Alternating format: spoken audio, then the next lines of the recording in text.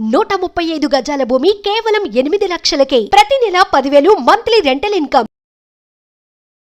నమస్తే, welcome to Suman TV. నేను విష్ణు. ప్రస్తుతంతో పాటు certified financial planner Ram Prasad గారు ఉన్నారు. వారితో మాట్లాడదాం. సార్ నమస్తే. సార్ రామ్ ప్రసాద్ గారు. నమస్తే అండి విష్ణు గారు.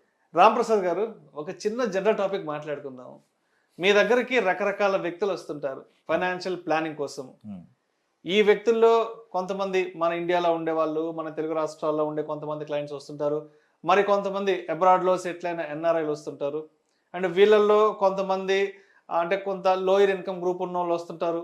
మరి కొంతమంది హయ్యర్ ఇన్కమ్ గ్రూప్ ఉన్న వాళ్ళు వస్తుంటారు. కాబట్టి సో మీరు కూడా మార్కెట్లో చాలా ఏళ్ళ నుంచి ఉన్నారు. మీకు చాలా పెద్ద ఎత్తున క్లయింట్ బేస్ ఉంది. కాబట్టి మీరు ఇంతమంది వ్యక్తుల్ని డీల్ చేస్తుంటారు కదా. సో వాళ్ళతో మాట్లాడేటప్పుడు అంటే వాళ్ళు చేసే కొన్ని మిస్టేక్స్ మనకు అర్థమవుతుంటాయి. అంటే మీరు ఎప్పుడైనా ఏంట్రా బాబు మరి ఇలాంటి దారుణమైన మిస్టేక్స్ కూడా చేస్తారా, మరి ఇలాంటి చిన్న చిన్న విషయాలు కూడా వీళ్ళకి తెలియవా, వీళ్ళకి అర్థం కావా, వీళ్ళు తెలుసుకోలేరా అని మీరు ఎప్పుడైనా అసహనంగా ఫీల్ అయిన సందర్భాలు ఏమన్నా ఉన్నాయా? అంటే వాళ్ళు చేసే ఆర్థిక విషయాల పట్ల తప్పులు ఏవైతే ఉన్నాయో వాటి గురించి మాత్రమే. చాలా ఉంటాయి సార్. నిజంగా చెప్పాలంటే చాలా మంది వాళ్ళు రియలైజ్ అవుతారు మన దగ్గరకు వచ్చే ముందే. వచ్చాక సార్ మీరు దయచేసి ఇది ఎక్కడ చెప్పకండి సార్ వీడియోలో అని చెప్తున్నారు. అదొక భయం అయిపోయింది. అని నేను అప్పుడప్పుడు చెప్తూ ఉంటాను కదా. అప్పటికి నేను నిజానికి ఒక విషయం చెప్పదలుచుకున్నప్పుడు కంప్లీట్గా మార్చేస్తాను స్టోరీని. ఒకరికి ఇబ్బంది అవ్వకూడదు, అలా అని మళ్ళీ 10 మందికి ఉపయోగపడాలి. అది కదా మన ఉద్దేశం.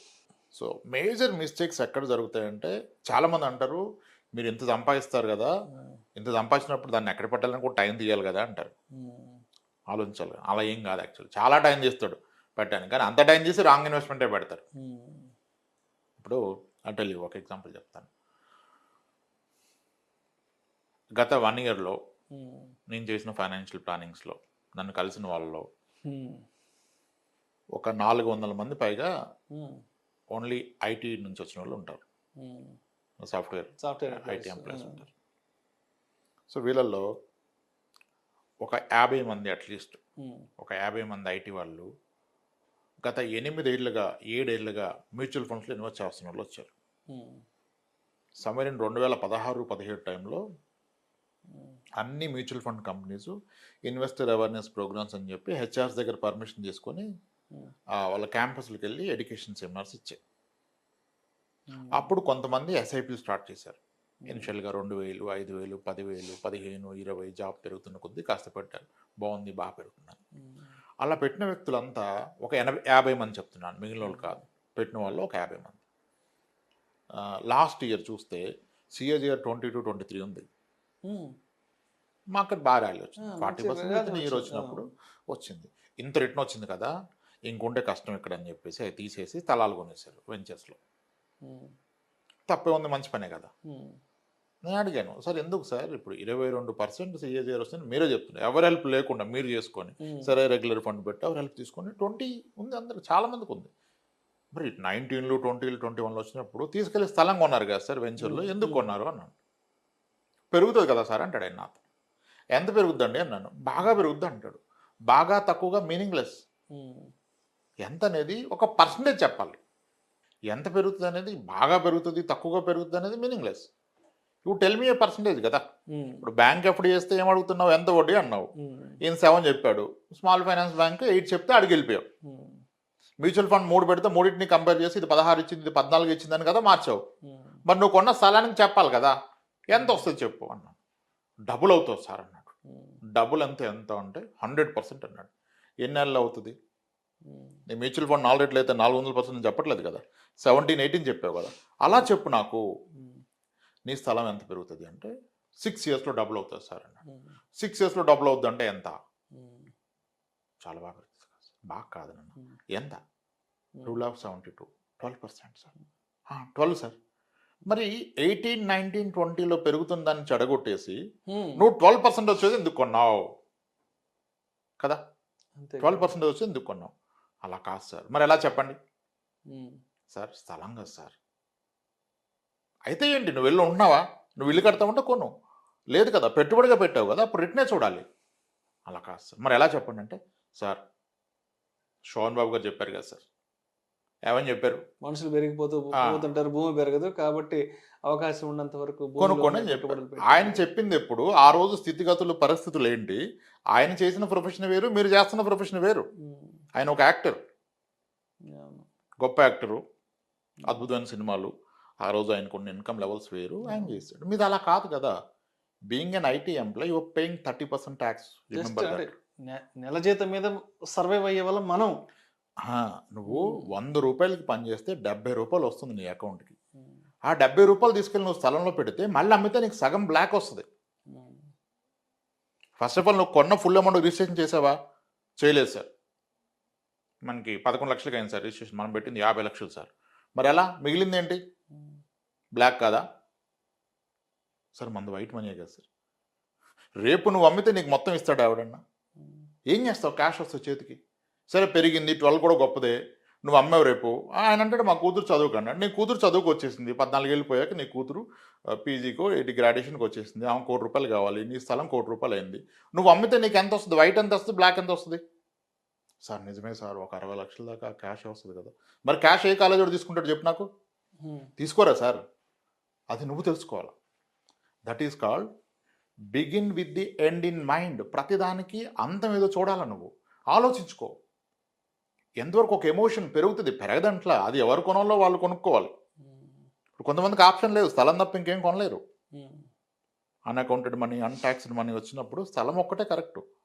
ఎందుకు bigger land banks are with politicians. చాలామంది ఉంటారు కరప్షన్, క్రైమ్, ఇల్లీగల్ యాక్టివిటీ చేస్తే వచ్చిన మనీని ఇంట్లో పెట్టుకోలేరు కదా. ఇప్పుడు ఒక తప్పు పని చేసినప్పుడు దాని బెనిఫిట్ అకౌంట్కి తీసుకోలేడు, చేతికి తీసుకుంటాడు క్యాష్ రూపంలో. క్యాష్ ఇంట్లో పెట్టుకుంటే ఇబ్బంది కాబట్టి అతను స్థలం కొనటమే కరెక్ట్. అతను కరెక్టే, మనం కొనడం తప్పు కదా. నువ్వు ఆలోచించావా ఎంతవరకు నీ కూతురు చదువుకున్నా వస్తా? నేనేమంటానంటే ఇప్పుడు ఇవన్నీ వాళ్ళు ఎంత ఇన్ఫార్మ్ చేసి రీసెర్చ్ చేసి ప్రతి సాటర్డే క్యాబ్లోకి వెళ్ళిపోయి తీసుకున్నారుగా, ఎన్నో చూసి కదా. కానీ నువ్వు తీసుకుంది ఏంటి ఆఖరికి? నీ పాప భవిష్యత్తు అన్నావే, ఇప్పుడు భవిష్యత్తు ఉందా? నేను ఒకటే మాట అడుగుతాను, ఆ అసెట్స్ అన్ని రాశాక సార్ రేపు మార్నింగ్ మీరు నిద్ర లేకపోతే ఈ ఆస్తుల్లో ఎన్ని మీ ఫ్యామిలీ మేనేజ్ చేస్తారు చెప్పండి. అదేంటి సార్ అట్లా అన్నారంటే? అదొకటి ఉండబట్టే కదా మీరంతా టర్మ్ ఇన్సూరెన్స్ తీసుకున్నారు ఆన్లైన్లో. పోతారనే కదా. మరి పోతే ఏంటి? వ్యక్తి పోతే అతనుకున్న ఆస్తులు ఫ్యామిలీ మేనేజ్ చేయగలిగితే అది సరైన ఆస్తి. ఏమో సార్ అది నేనే పోయి చూడలేదు సార్. మరి ఎవడెళ్ళి చూస్తాడు? ఎవడ కొరకు కొన్నావు? ఎమోషన్. రిటర్న్ చూడలా. నువ్వు ఇల్లు కట్టడానికి స్థలం కొనుక్కో, ఓకే. నీ పెట్టుబడిగా కొన్నప్పుడు నువ్వు ఎన్నో ఆలోచించాలా? ఆ పెట్టుబడి తిరిగి ఎలా వస్తుంది నీ చేతికి, నువ్వు ఎలా వాడతావు అది ఆలోచించరు. ఇంకోటి చెప్తాను, ఇది అందరూ చాలామంది చూశాను, బాధేస్తుంది. అంటే అక్కడ స్టేట్మెంట్లో నాకు 20% 19 చూపించాడు సార్ అంటాడు. మరి ఇక్కడ ఎంత అంటే 100% అంటాడు. అదేంటి? అక్కడేమో యాన్యువల్ చూస్తావు, ఇక్కడ ఎందుకు అబ్సల్యూట్ టర్మ్స్లో చూస్తున్నావు కదా. మా ఫాదర్ కొన్నాడు సార్ 1995లో 1,00,000 రూపాయలకే, ఇప్పుడు 60 లక్షలు అయింది సార్ అంటే 95లో 1,00,000 పెడితే ఫండ్స్లో ఎంత అయింది? 3-4 కోట్లు అయింది ఒక్కో ఫండ్లో. అసలు తీయండి మీరు జస్ట్ గూగుల్లో ఏ ఇయర్ మీ ఫాదర్ మీ తాత కొన్నాడు, ఆ ఇయర్లో స్టార్ట్ అయిన మ్యూచువల్ ఫండ్స్లో worst performed, bottom performed fund తీసి అది ఎంత చూడండి. దీనికన్నా 3 రెట్లు ఉంటుంది. అది ఏ క్షణాయన వస్తుంది, వైట్ మనీ వస్తుంది. అది వదిలేసి మనం సెంటిమెంట్ మాడుతున్నాం. ఇంకో పెద్ద మిస్టేక్ నేను ఇన్ఫర్మేషన్ చెప్తున్నా కానీ, 2 employees, government employees, wife and husband వచ్చారు. చాలా క్లోజ్ రిలేటివ్స్, మ్యారేజ్ చేసుకున్నారు, బాగుంది.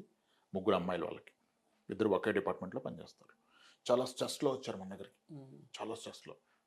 చూస్తేనే చాలా స్ట్రెస్లో ఉన్నారు అని అర్థమవుతుంది. ఫ్రస్ట్రేషన్లో ఉన్నారు, స్ట్రెస్ కూడా చాలా స్ట్రెస్, ఫ్రస్ట్రేషన్.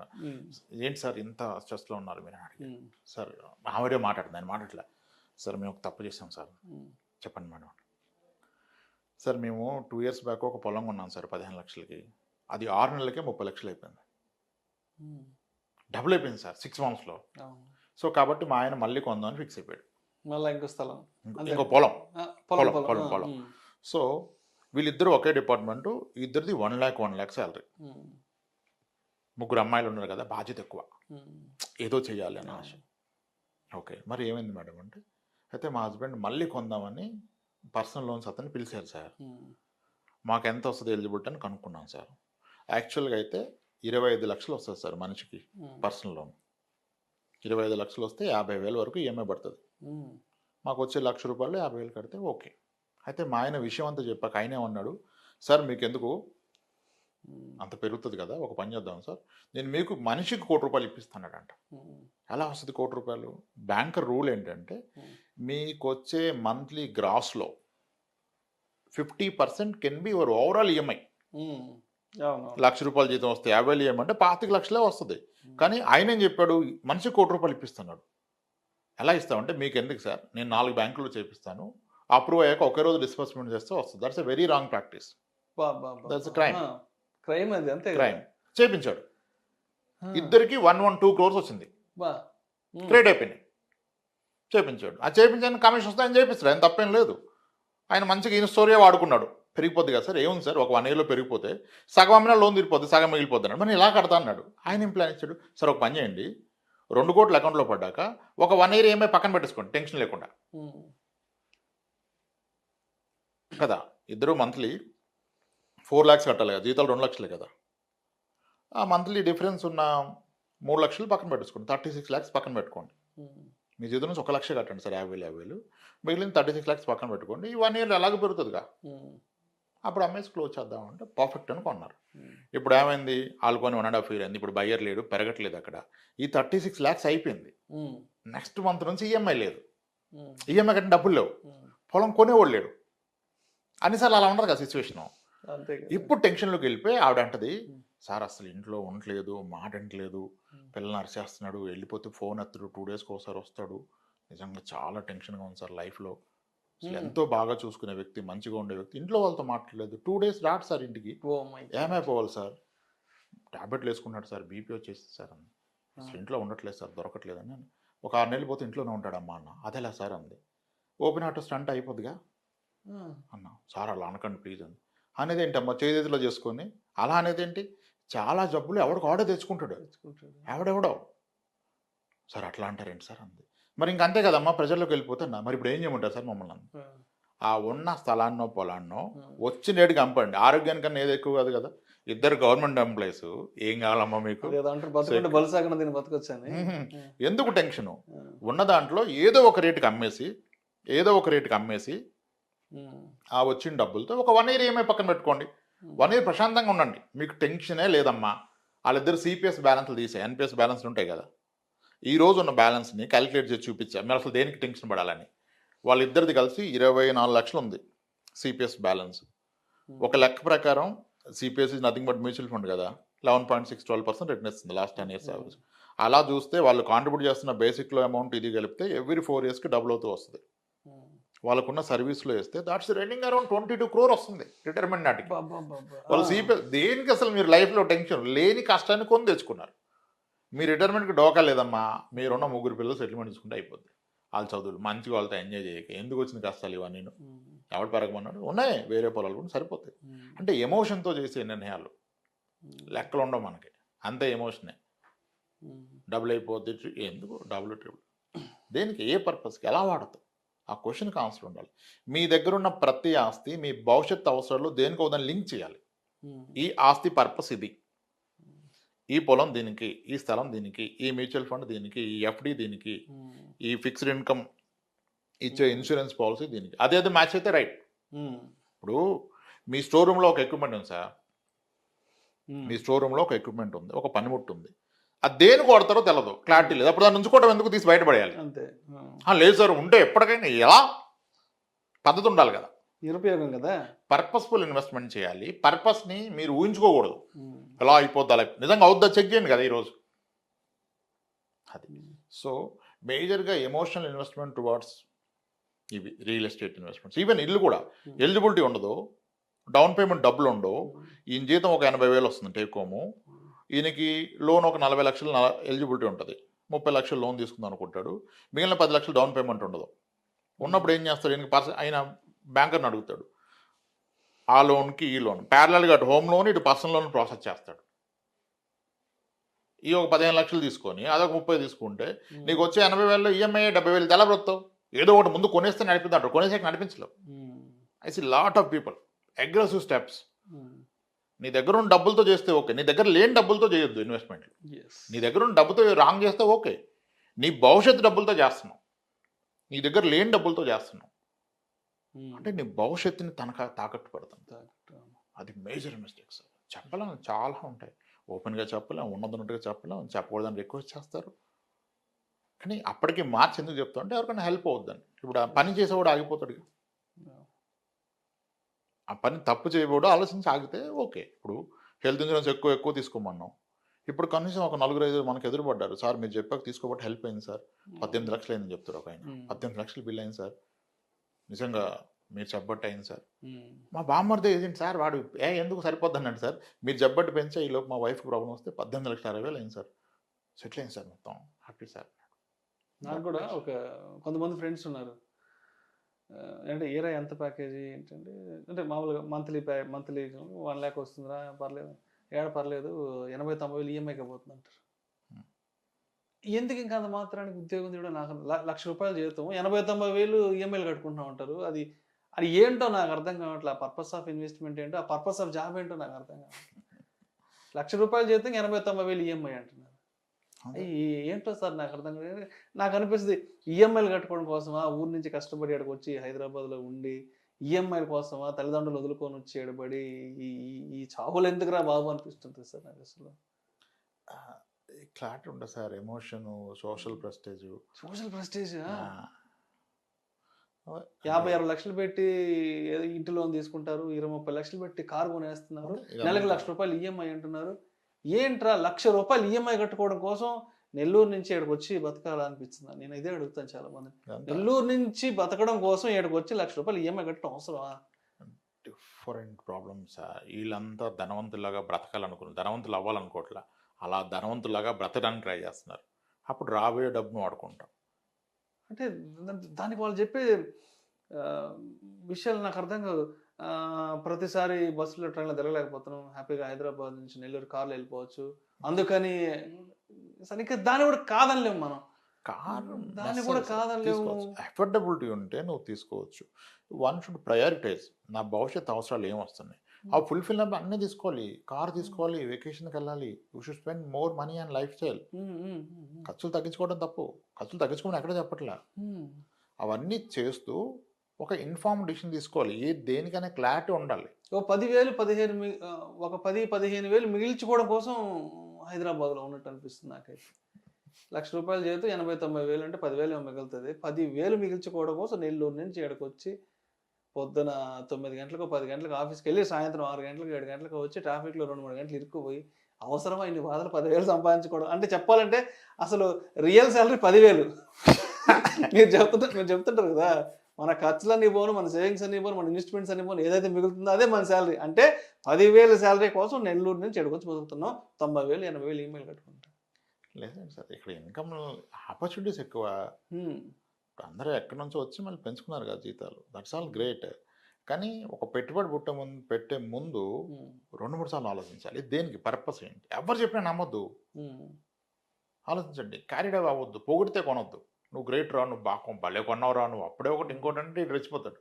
అది మిస్టేక్, జనాలు రెచ్చగొడతారు. నెల్లూరులో ఉన్న ఫ్రెండ్స్ ఏం చెప్తారు తెలుసా, అరే విష్ణు మీరు ఆడండి ఇంత సంపాదిస్తున్నారు, హ్యాపీగా నెల్లూరులో ఉండి నెలకు 40-50 వేలు సంపాదించుకుంటే కాలు మీద కాలు వేసుకుని రాజాలాగా బతకొచ్చురా మా నెల్లూరులో అంటే. మంచిదే, కరెక్ట్. ఏముంది అంటే ఇక్కడ ఎవరి వర్షం తప్పు పట్టాలో, ఎవరి వర్షం రైట్ అనుకోవాలో అర్థం కావట్లేదు. అంటే బ్రతకడం కోసం హైదరాబాద్కి రావడం కరెక్టా తప్ప అర్థం కాదు, లేదంటే 40-50 వేలు సంపాదించకుండా సొంత ఊర్లో ఉండడం కరెక్టా రాంగ్, అది కూడా అర్థం కాదు. అంటే కేస్ టు కేస్ సార్, ఎలా ఉంటాయంటే కేస్ టు కేసు. ఇప్పుడు యాక్టర్స్ చేసేది తప్పులు వేరు, డాక్టర్లు చేసే తప్పులు వేరు, ఎన్ఆర్ఎస్ చేసే తప్పులు వేరు. ఒక్కొక్క సెట్కి ఒక్కొక్క రకమైన డిసీజ్ ఉంటుంది. కొన్ని ఏరియాల్లో కొన్ని జబ్బులు ఉండేటట్టుగా కొన్ని సెక్టార్ పీపుల్కి కొన్ని తప్పులు చేసేదానికి ఎక్కువ వెసులుబాటు అంటే చుట్టూరు అలా ఉంటారు కదా. ఇప్పుడు ఒక గవర్నమెంట్ డాక్టర్ స్థలంగా ఉంటే చాలా క్లియర్గా ఉంటుంది టైటిల్. ఎందుకు తెలుసా, ఈ గవర్నమెంట్ డాక్టర్లు పిహెచ్సీలు అక్కడ చేస్తారు కదా, అక్కడ ఒక పోస్ట్ మార్టం చేయాలంటే ఒక డాక్టర్ స్ట్రోక్ ఈజ్ ఫైనల్, ఒక ఎస్పీ కూడా వచ్చి వాళ్ళ ముందు రెస్పెక్ట్ఫుల్గా మాట్లాడతాడు. సో చాలా అంటే వాళ్ళకి రిలేషన్స్ ఉంటాయి. సో ఒక పొలాన్ని ఎక్కడ కూర్చొని వ్యాలిడ్ చేస్తాడు, ఒక రేటుకి తగ్గొట్టేస్తాడు. ఒక ప్రైవేట్ డాక్టర్ టైం తక్కువ ఉండటం వలన ఇతను ఎక్కువ కొంటాడు, మళ్ళీ వెళ్ళి చూసుకోడు. ఒక గవర్నమెంట్ డాక్టర్ వెళ్ళి చూస్తాడు. యాక్టర్స్ చేసే మిస్టేక్స్, యాక్టర్స్ లైఫ్ స్టైల్ బాగా పనిచేసుకుంటారు, ప్రొజెక్ట్ చేసుకోవాలని చెప్పి ఒక లిమిట్ చూసుకోవాలి. అలా మనం డిఫరెంట్ ప్రొఫైల్ చూసినప్పుడు ఒక్కొక్క ప్రొఫైల్ ఒక మిస్టేక్ చేస్తారు. డాక్టర్స్ మిస్టేక్స్ వేరు, యాక్టర్స్ మిస్టేక్స్ వేరు, మళ్ళీ డాక్టర్స్లో ప్రైవేట్ డాక్టర్స్ వేరు, గవర్నమెంట్ డాక్టర్స్ వేరు, ప్రాక్టీసింగ్ డాక్టర్స్ వేరు. అగ్రెసివ్ బిజినెస్లు సెటప్ చేసి మల్టీ స్పెషాలిటీ హాస్పిటల్స్ కట్టేసి వందలు పదుల్లో జరుగుతాయి ఇన్సిడెంట్స్. మీడియాలోకి వస్తున్నాయి తక్కువ, విపరీతమైన సెస్లో వచ్చేస్తారు. ఏం చేస్తాం? చాలా ఒక్కొక్క ఎన్ఆర్ఐ చేస్తున్న మిస్టేక్స్ వేరు, ఒక్కొక్క సెక్టర్ ఒక సెట్ ఆఫ్ మిస్టేక్స్ చేస్తారు. సో అలా అందరిది కలిపి చెప్పలేం. గవర్నమెంట్ ఎంప్లాయ్ చేసే మిస్టేక్స్ వేరు, కామన్ మిస్టేక్స్. గవర్నమెంట్ డాక్టర్స్ చేసేవి వేరు, ప్రైవేట్ డాక్టర్స్ చేసేది వేరు, ఎన్ఆర్ఐ చేసేది వేరు, ఐటీ వాళ్ళు చేసే మిస్టేక్స్ వేరు. సెక్టర్ వైజ్గా ఉంటాయి మిస్టేక్స్. వాళ్ళు ఒకసారి మనం కూర్చొని వాళ్ళకోవాలని ఎవరైనా కూర్చొని ఆలోచించుకొని ఒకసారి అన్ని వెసులు చేసుకొని పక్కన వేసుకొని తెలుసుకోవాలి. చేసుకుంటే తెలిసిపోతుంది అంటే రైట్ అండి. Thank you sir, thank you so much Ramprasad గారు. థ్యాంక్స్. సుమన్ టీవీలో మీ పర్సనల్ అండ్ బిజినెస్ ప్రమోషన్స్ కోసం కింది నెంబర్కి కాంటాక్ట్ చేయండి.